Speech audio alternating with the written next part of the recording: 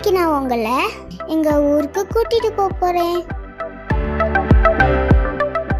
எங்க ஊரு முத்தாரம்மன் கோவில் கொடைய பத்தி தான் இப்போ பார்க்க போறோம். என்ன பார்க்கலாமா? எங்க அப்பா அவங்க ஃப்ரெண்ட்ஸ் ஊர் மக்களோட புன்னக்காயலுக்கு போனாங்க. 3 ஆத்து மூக்குக்கு போனாங்க.